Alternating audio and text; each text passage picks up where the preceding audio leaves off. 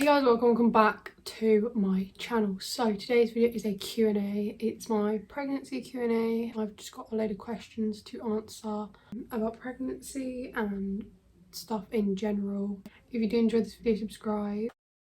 I would say the second trimester was my best trimester, just because I honestly didn't really even feel pregnant because my sickness was gone. Obviously I could tell I was pregnant because he was kicking and stuff, but I just didn't feel pregnant, which was amazing. That was definitely my best trimester. Third isn't as bad. First, worst trimester was definitely the first trimester. I was very down in that trimester. It was really hard to eat because of the morning sickness. I was constantly worried because I couldn't feel him yet until he started kicking, which was 16 weeks. So it was just a lot of worry and not being able to eat, stuff like that, which made my trimester the worst, and I will not be going through that again in a hurry. But yeah, first trimester, definitely the worst one, but I'd do it again in a heartbeat. So I found out I was pregnant when I was 3 weeks pregnant, 4 weeks pregnant, one of them, and honestly I didn't really have any symptoms until about 8 weeks, and then my boobs started to hurt, puking whenever I ate, just stuff like that. It was like my hair got really greasy quickly.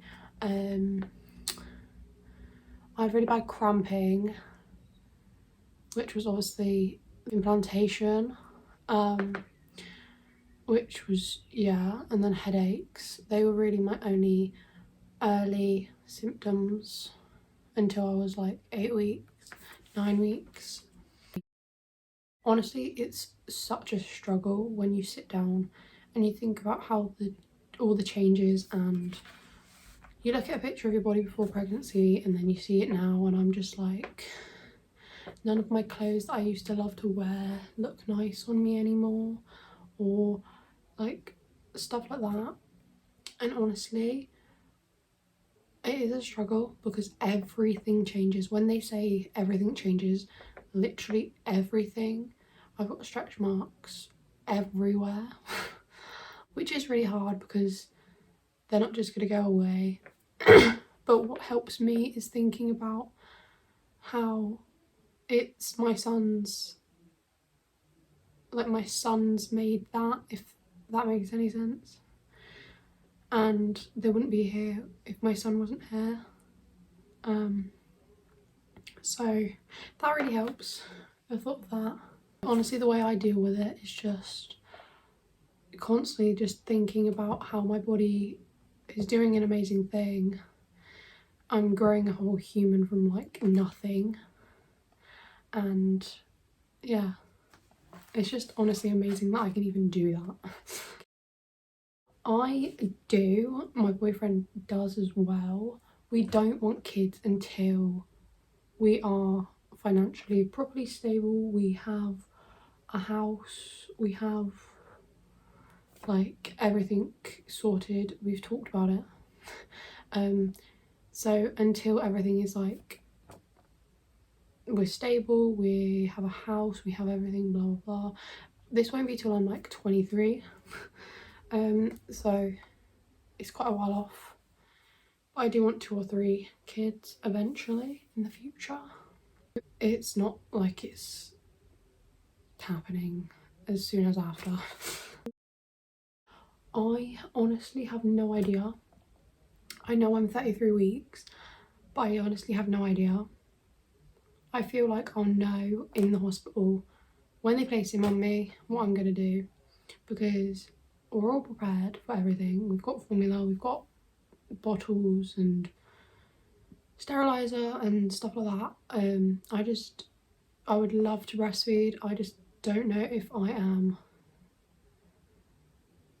secure enough to do that. I don't know if I have the mental power to do it. I don't know if the baby will latch. It's just so many things that can affect breastfeeding, so I am at the moment doing both. Well, not both, you know what I mean, like if he can breastfeed, I'll breastfeed. If he can't, then that's not the end of the world, and we will just formula feed him. I am actually, we don't do that with my midwife until my 36-week appointment. I pretty much know what I want to do, which I'm not going to be saying because it will be in my labour story after I've had my son, but I basically know what I'm going to do. There's things I'm going to ask for that my boyfriend wants to do, and I do not want an epidural, which is the only thing I'm going to say. I don't want an epidural, so that's going on there. And yeah, I basically got it all planned, what I want. Just got to get it written down and sorted out. Baby is due towards the end of June. I'm not going to say his due date because I'm going to save it as a surprise for on here.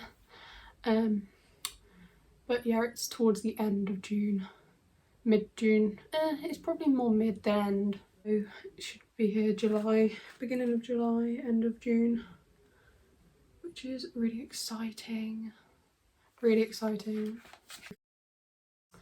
Honestly, the weirdest ones have been like toothpaste. I went from brushing my teeth to like 6 times a day, just for the taste of toothpaste, which I'm glad that is no longer a craving because that was weird.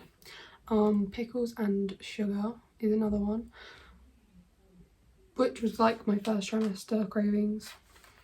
Now it's honestly just pretty normal, mainly sweet things. Tea, like pasta, stuff like that. Cravings is honestly so weird when you think about it. But yeah. Now, at first, when he started kicking and stuff, it felt really weird. It feels like something is trapped and it's trying to get out. Like, you know when you're like in your duvet and you get stuck? That's honestly how it feels. That's the best way I could describe it. It's like, but now that he's bigger and stuff, it is really like weird, but it's really a magical thing as well because it's him. It's just like he moves on his own, like he sleeps when he wants to. It's just like he's his own individual, and it's just so crazy to me that I've went from having nothing to having a basically 4.5 pound baby in there.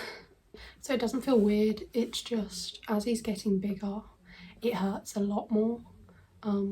It's not that it hurts, it's more of a pressure on your rib or in your rib or on your bladder. You can feel little fingers as well, which is literally insane. Like you can feel the individual fingers going like that, or feet, toes, you know, which is insane. Video the other day actually of a foot just going. My advice would honestly just be eat your cravings, because I found eating my cravings I could keep them down a lot better than normal food. Cravings aren't always healthy, but food is better than nothing. As my midwife said, food is better than no food. Dry toast, ginger biscuits really helped me with sickness. I could keep that down, but I couldn't keep anything else. If you are feeling upset, sad, lonely, not like yourself, like you're losing yourself, because I felt like I was losing myself in my first trimester, talk, because it is honestly best to talk and not get yourself in such a state, because the first trimester is the most needed trimester, if that makes sense, for your baby to grow and be healthy and stuff like that. So just talk about your feelings, talk about your stress. Don't worry about the weight you're putting on, and you will feel the kicks. You will feel them. It feels like you never will, but you will.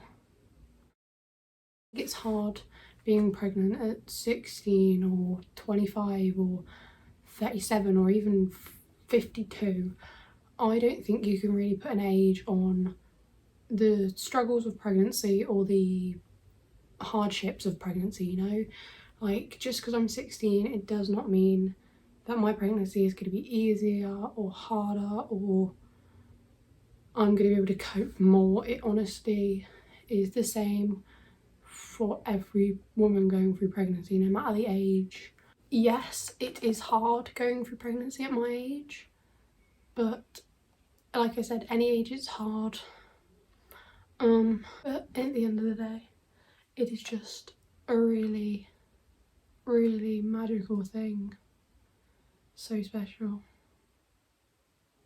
I'm so grateful that I've been able to experience it. That is all of my questions. If you do want a part 2, leave a question down below.